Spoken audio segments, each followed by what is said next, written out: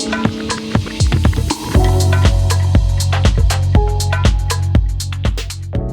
are listening to the Zen AF podcast. This show is for people who are curious about all things related to woo-woo, wellness, and wanderlust. Because whether we admit it or not, we're all seeking it. Capital Z-E-N. Inner peace, confidence, and well-being. My name is Debbie Hudzik. Welcome. I'm so glad you're here. Today is November 16th, 2020. We are 8 months into this worldwide crazy pandemic, but we're not going to dwell on that because we have someone so fantastic in the studio today. We have Jillian Arena. Welcome to the Zen AF podcast. Thank you. Jillian is a certified life coach, Reiki energy healer, private yoga teacher, and author.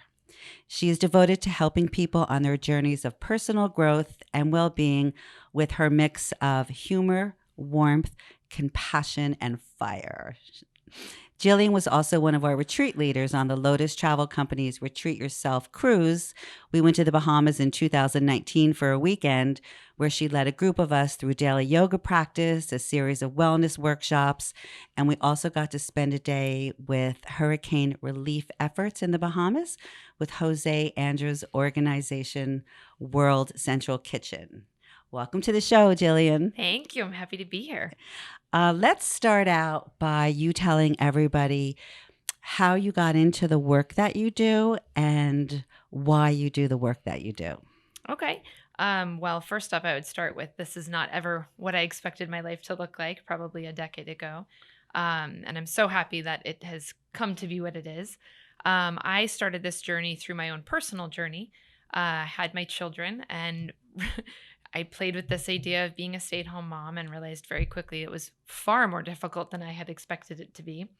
So I went and I got another job and I was just experiencing a lot of stress. I would wake up early in the morning and I was mommy, and then I was bartender till late at night, and then I would come home and it would, wash, rinse, repeat. It was the same cycle over and over again, and I was exhausted. And I was just how exhausted. many kids do you have? I have two, who are now killing me, but 8 and 11, which is blowing my mind. But at this point, they were still very little. And so I had a friend say, like, you have to come to a yoga class. And I'm a girl who was into like kickboxing and like all this stuff. I was like, I don't know. I've tried yoga. It wasn't my thing. And apparently I just hadn't gone to the right place. So I ended up on my mat at Kula Yogashala, which we both know very well. And I remember sitting on my mat at the end of class just being like, I don't know what I just experienced, but I need more of it. And I started going every single day, literally. And it became my centeredness, my grounding. And so natural progression with that, I had a couple of my teachers suggest that I take the teacher training. And I did so without really the intention of ever becoming a teacher. But by the end of the 5.5-month training, I was obsessed. And definitely, I knew that it was something that was going to be a bigger part of my life. So that sort of naturally segued into teaching. From teaching, a friend of mine that I had made through the teaching, Amy Lombardo, contacted me about life coaching. And she's like, I really feel like this would be a great fit for you. And at first I was actually put off by the idea. I didn't like the title, life coach. I said, that sounds pretentious. And like, I'm not very pretentious. That's not really my jam. So felt a bit uncomfortable. But I was flying out to Los Angeles anyway for a trauma yoga training.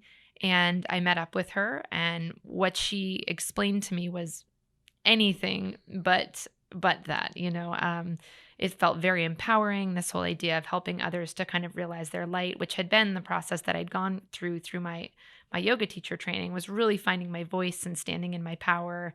And I said, yeah, this sounds like my jam. Like, this is what I want to help people do. I want to ignite that fire in other people. So I went through that training. That was a year long. And I had to fly out to Los Angeles for 5-day long intensive weekends. It was insane. It was really tough. And, but best decision I've ever made. And so when I started with that practice, it felt great. I was really felt like I was empowering people. I was learning as much from my clients as they were from me. So it felt very reciprocal. It was good. It was good energy, but something was missing. there felt like there was a bit of the energetic component that was calling me, and I didn't really know how to access it. And someone talked to me one day about Reiki. And I said, "What's Reiki?" And I'm sort of a natural skeptic. So I was like, "I don't know." So I had a Reiki session and I was mind blown. I mean, mind blown.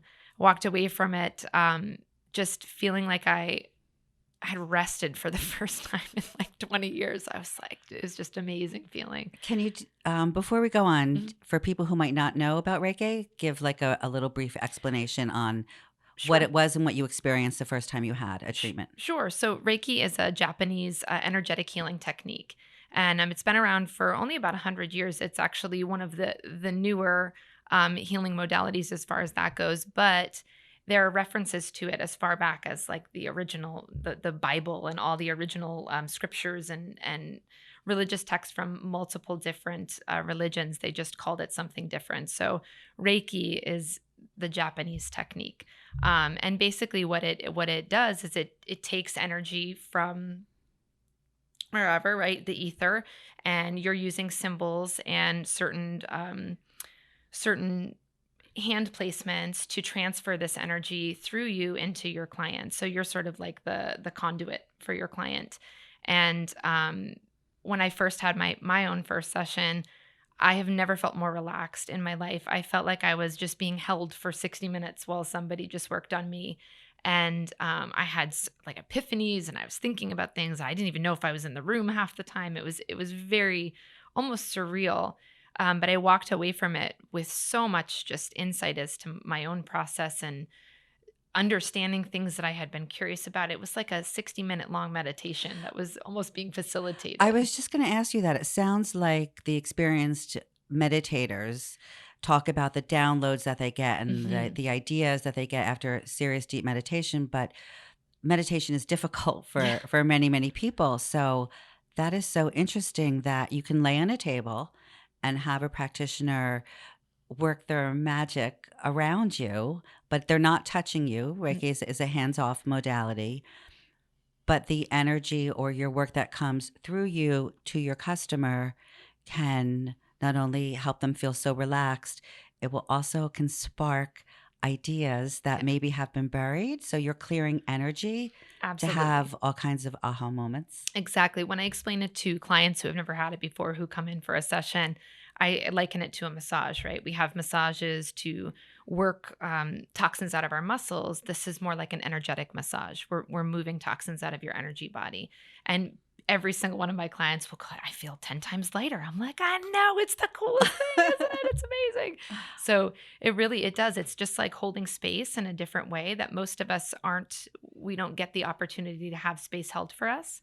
And it really just gives us the opportunity to relax into our process and let go for a little bit. So when I brought that into it, it felt like this complete package. It was like I have the mind, I have the body, I have the spirit, I have all three parts of this that feel like now I can offer my clients this complete package. And that's what I've done. So I've spent the past probably 5 years kind of fine tuning that process and figuring out what that looks like. It's very individualized, obviously. Some clients come in and maybe aren't receptive to the Reiki part of it yet, so we hold off on that and we wait and we integrate that later. Other people come in and that's their starting point, and then we kind of segue into other things from there. So it's a very personal journey that I go on with these people, and it's wonderful. I mean, it's just a wonderful thing to watch people blossom and grow and see parts of themselves that they didn't even know existed, um, that they had buried so long that maybe they had lost touch with.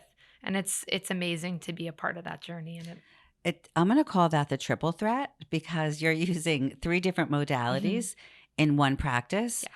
And that is really unique. And I think what makes you super special. Oh, thank you.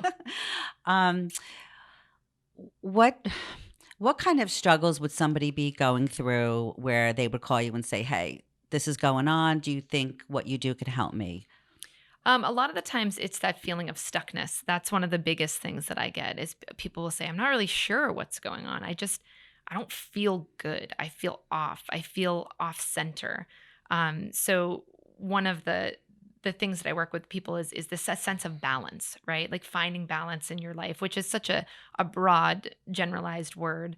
But what does balance mean to you, right? So we identify within that person who comes to me and just says, I don't know what's going on, but I feel off. I just don't feel right. We've all kind of felt that before. We all know that feeling. So with that person, the starting point is to find, like, first off, let's define balance for you. What does that look like for you? Because balance means something different to everybody, right? Another big thing is career. People come to me from all ages, people in their 20s to people in their 60s, 70s. I don't like what I'm doing. I've never done anything that I felt was aligned with, right? So, with that too, it's the same thing. Well, let's identify what your values are and how is what you're doing contributing to your value set or moving away from it, and how can we get more into alignment with what those core values are. So those are my two biggest ones. I call myself on my website Transitional Life Coach because really for me it's about working with anybody who's in that transitional space. I am here. I want to be here. I don't know how to get there. How do we build these stepping stones to get me from one space to the other? It's so important. Yeah. You know how many people that you talk to and you ask them, "Hey, what's new? What's going on?" And they're like, "Same old shit, Yeah. same old. I hate my job." Anybody. So many people are actually working in jobs that they don't feel aligned and Mm-hmm. balanced with, and so I think your work is super important. Thank you. And a lot of the times too, what's very interesting is when we start working together, we'll find that the job has nothing to do with it, right? It's something within that person that they have been denying that they can find outside of their job within themselves, and all of a sudden maybe it's not my job. Like maybe I really like my job and maybe I just wasn't embracing this other part of myself. So I think that's important too, is a lot of people I feel will hold off on going to a life coach because they're not ready for that big life overhaul. But oftentimes the overhaul is an internal thing, not necessarily the external changing. So it's very interesting. Wow. Why don't you share a story from one of your clients Sure. that is something that you did or something that they learned that was really surprising? So, one of your success stories from your clients. Okay. Um, Most notably, I would say I have a gentleman that I've worked with for 2 years now and adore him. One of my very favorite clients. We've built such a great rapport together. And he came to me initially for job related stuff. And was really interesting. He was actually a great example of that. When we started digging, we realized like it wasn't about the job in the least bit. And when he came to me at first, his energy was very heavy.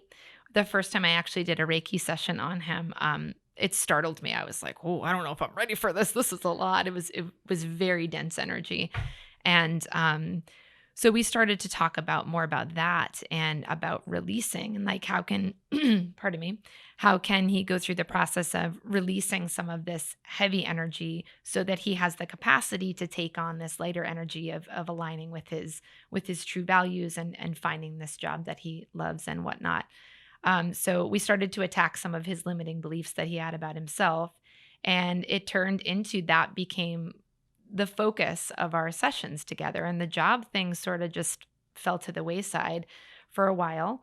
And then he came into a place and he said, "You know what? I think I'm ready. Like, I feel like now I'm ready to look at the job." And I said, "Okay, cool. Let's do it." And he ended up building his own company from scratch. And he's doing great. I mean, he's doing incredible. So now what we do is we sort of do maintenance on the other stuff, like keeping that energy lighter and keeping him in alignment with his goals. So it's more like, I'm going to check you. Are you being authentic to yourself right now?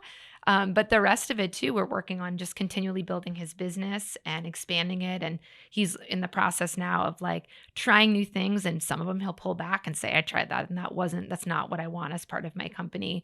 And then we try something new. And so I think too, from the business aspect of it, when you start to go through the process of coaching and you start to attack those limiting beliefs, you realize that even like if you decide to do something different with a job it doesn't have to be this overnight thing, right? It can be like, we're going to try some things try them on for size, realize that maybe it's not a great fit, or wow, this feels really in alignment. So you're learning about yourself through the whole process too. And it takes some of that daunting energy out of the process of finding a new job or creating a new business or following your passions or your heart, right? It makes it this exciting adventure because you're getting to know yourself the entire time throughout the process. That's great. So yeah, so he's doing great, and he's one of my favorite success stories for sure.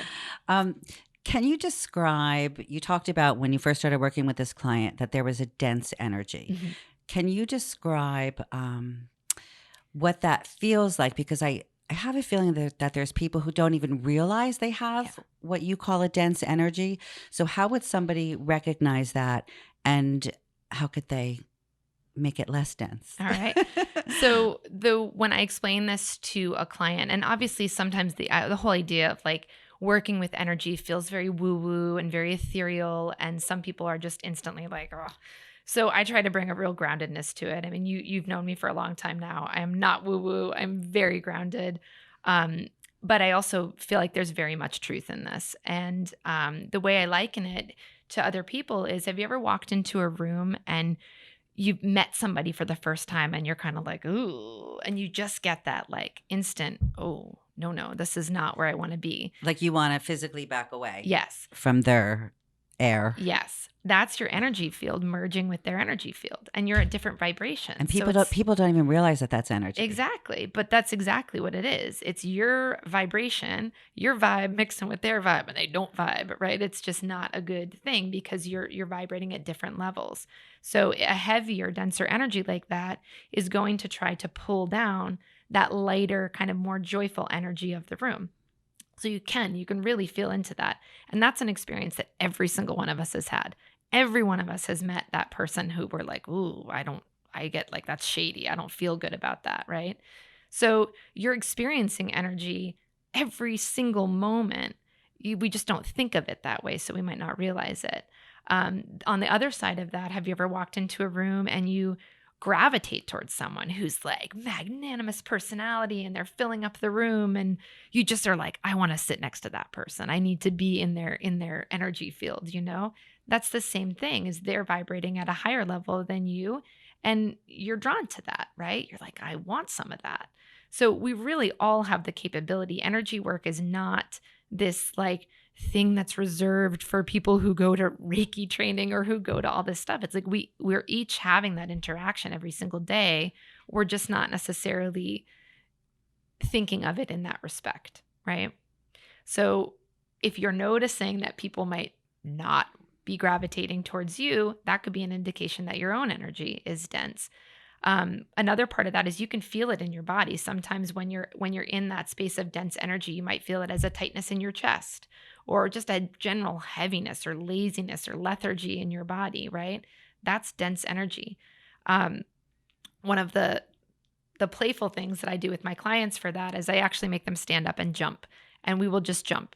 Just jump, and we'll wiggle our arms and our legs, and we jump, and they feel ridiculous. But you know what? Within 2 or 3 minutes, they're giggling.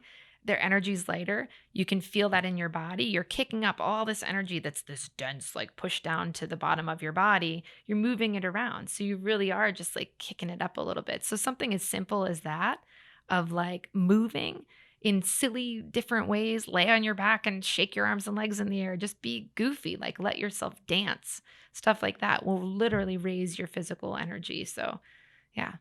What a cool trick, and a fast way. Super fast. Because once they feel the dense energy gone and they feel lighter and silly, then they're going to say, oh, can I have this more? Exactly. And you can. All you got to do is just keep that going. It's momentum. So that's ridiculously enough. And my children totally make fun of me. But when I wake up in the morning, I jump around next to my bed.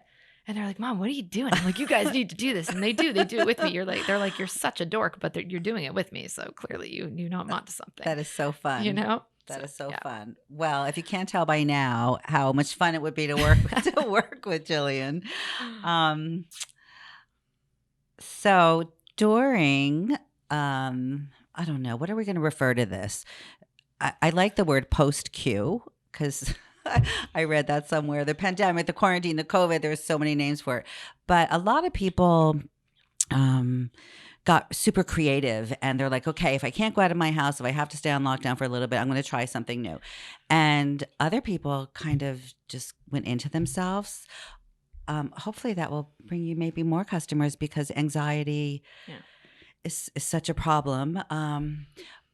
But you did something new and kind of cool. I know that you are an excellent writer. You enjoy writing, I do. but share with everybody about your book and everything you can tell about your book. Sure.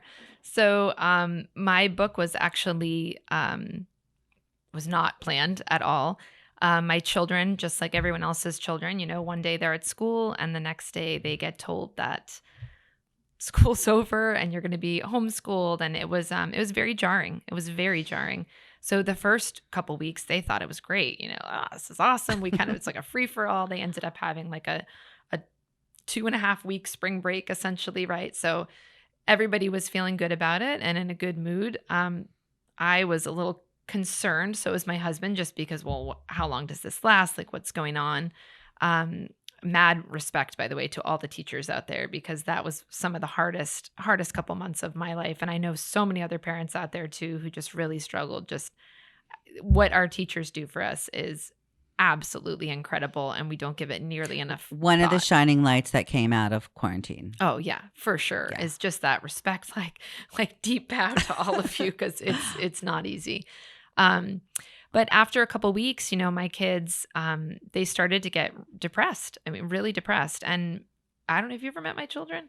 No, I Okay, haven't well, depressed is yet. not a word you would use with my kids. They're both like spazzes. I love them to death. They're goofballs, and they're very joyful, just in their hearts.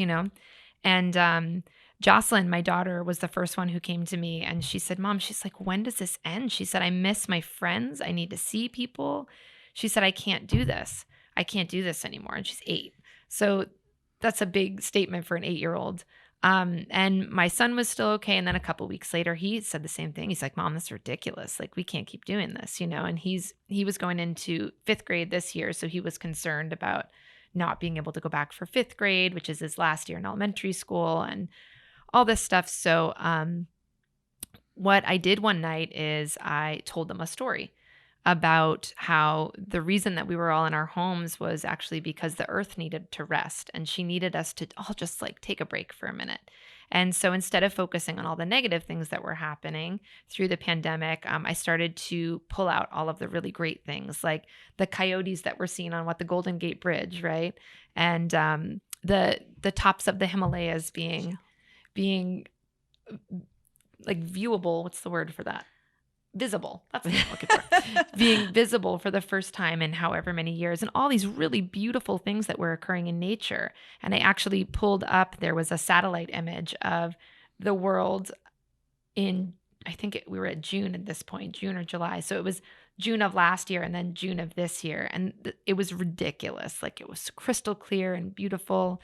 And so we had this really great conversation about it, and it opened up a wonderful talk about, like, how can we contribute to the earth in positive ways, and how can we help out so that maybe this stuff doesn't happen in the future, and so that Mother Earth gets the rest that she needs, and she's not constantly cleaning up our messes and all this stuff. Did this come to you out of the blue as you're just trying to comfort your kids? Yeah, I think it was more like an act of desperation. It's hard to give your kids an answer when you don't have an answer. I mean, I was scrambling in my head too, saying like, "Oh my God, when does this end? How do you explain something to your babies that you can't wrap your head around?" And that's the first time I've experienced that, and probably the first time many parents have experienced that. And you're looking at these poor little kids and you're like, shit, like, I don't know what do I say to comfort them? So yeah, I figured stories have always been a source of comfort for me, and it's something that I've done with them their whole lives, as we make up stories together. So at the end of it, my son actually,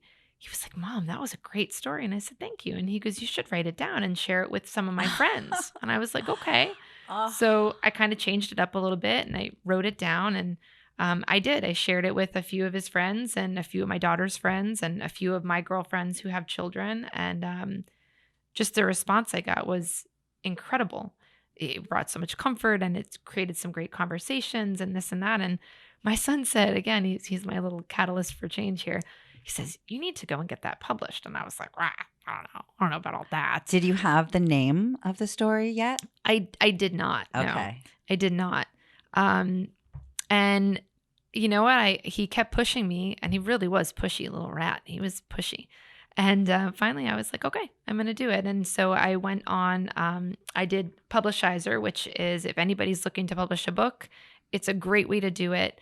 It's sort of like a GoFundMe for specifically for your book, and it helps you raise the funds to A, attract publishers, or B, raise enough money to be able to self-publish. So it gives you a bunch of different options. There's also hybrid options that are available in there. So by the end of it, I did end up securing a traditional publisher. So we're working with Isabella Media based out of Rhode Island, and super exciting. This is a total bucket list item for me. So Wait a minute. What did you name the book? we named it When the Earth Slept. So that was my son helped me with that too, my daughter as well. And then I hired actually Melissa Wooten to do all the illustrations, and she is just absolutely incredible. So now it's in the final edits process, and it should be printed within the next couple of weeks, and then it'd be available on Amazon and in Barnes and Noble, which is like mind blowing to me. So yeah. Well, we're going to share the link where if anybody's interested or any parents are looking for a wonderful, wonderful story to help share or make sense of the pandemic, we will put that link in the show notes for Thank everybody. Oh, I can't wait. I can't either. As soon as you announced it and I read, you released a little snippet of it, I had chills from head to toe. I was like, where is that link? I'm buying this. I don't have kids. I don't care. It helps grown-ups also Yeah. make sense and just feel better. And I love that you did that. Thank you. Because this is a Zen podcast, would you like to share how you find Zen, how you get centered? Because between working, being a wife, mom, all that stuff, I think a personal practice or a series of rituals is important for everybody, and hopefully got stronger during the pandemic. What do you do personally? Do you have a practice that you do every day, or? Yeah, I do. I think that one of the biggest things you can do is actually bookend your day. So I feel like a lot of people will start with the morning practice, and that's wonderful because it's just going to filter into everything else that you're doing throughout the day and kind of set the tone for everything. But I also feel like it's really important to bookend that on the other end and do something sort of self-care, self-love at the end of the evening too, before you go to bed. Just offering some gratitude to your day. So my personal practice, when I wake up, I work out first thing every single morning, just get my body moving. And jump with your kids. And jump with my kids. Yes, I do. We jump every morning. And then I go out and I do my own workout, which is a really private space. My kids know I work out. We have this platform that my husband built for me out in our backyard. And that's mommy's space. So when I'm out there, the kids know I will be in to help you get ready for school as soon as I am done. And that's my space and my personal practice. So daddy's on for about the 30, 45 minutes that I'm out there. Yeah. And I think that's important, particularly as moms. Like we feel like we constantly have to be, but our kids are very much more capable than we oftentimes give them credit for. And that's been a big learning process for me too throughout this pandemic is they're making their own lunches and breakfasts and doing their own laundry now. And like, it was just, they wanted to learn. And I'm like, why haven't I been making them do this anyway? This is crazy. So that's a big part. That's how I start my day. And then we walk them to school with my dogs, which is really nice. Little walk back by myself, which is nice and quiet. And then I meditate every morning. And then I try to do some other self-care stuff throughout the day. So I have my phone set to little reminders that'll pop up and say, like, take a minute and breathe, or they'll say, I love you. So it's just a moment to offer myself like, hey, I love you back. I love you. What do you do for that? I want to do that. Little reminders. I'll show you how to do it. Oh, in the calendar, just set a reminder. Yeah. And it just pops up every morning at whatever the time is or every part of the day. So I have them set for every 3 hours. I am so doing that. Yeah, it's a good one. Love that one. It's a good one. Yeah. So just reminding you to take care of yourself. It might say like, go outside and walk around for 5 minutes or whatever it is. So I have them kind of mixed up. So I'm doing some different stuff throughout the day and throughout the week. But yeah, taking some time to set that up is awesome Okay, practice. we need to make an app for that.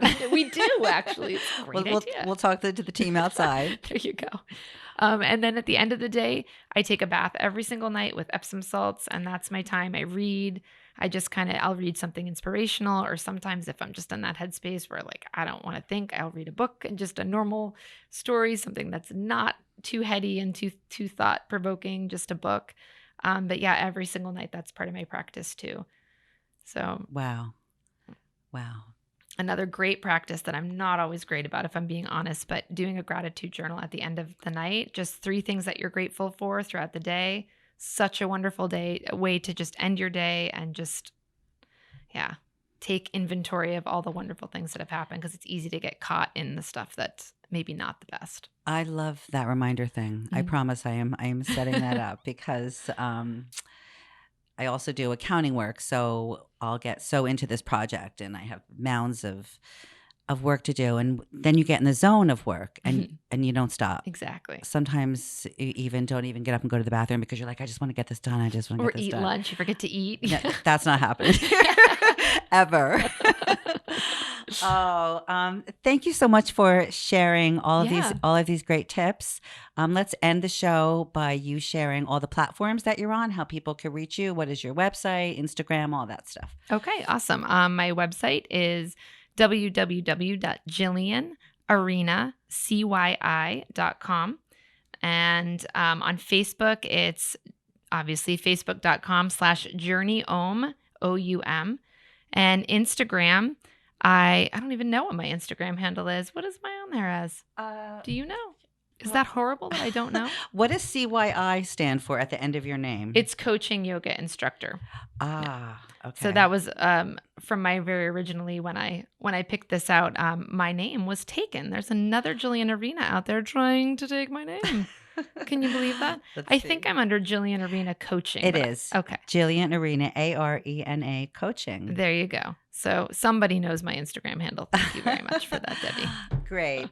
Well, best wishes to you in the future success of your business, Thank to your family. Do you think the book will be ready by Christmas? I am hoping it should be out in the next actually 2 or 3 weeks. So like I said, it's in final edits now. That is my big goal, is to have it once the edits are approved. The printing only takes about 10 days. So it's not a terrible transition. So yeah, my goal is to have it approved this week, and then hopefully it'll be printed by the end of the month. How fantastic. I think you're going to be on Oprah's list. I hope so. Thank you so much. All right. Thank you very much. All right. Bye, everyone. All right, bye. Thanks so much for listening to this episode of the Zen AF podcast. If you ever have any questions about the show or my retreats, the best way to reach out to me is to message me on Facebook or Instagram at Lotus Travel Company. If you find value in these shows, it would mean a lot if you would please subscribe, rate, and review. Thanks again.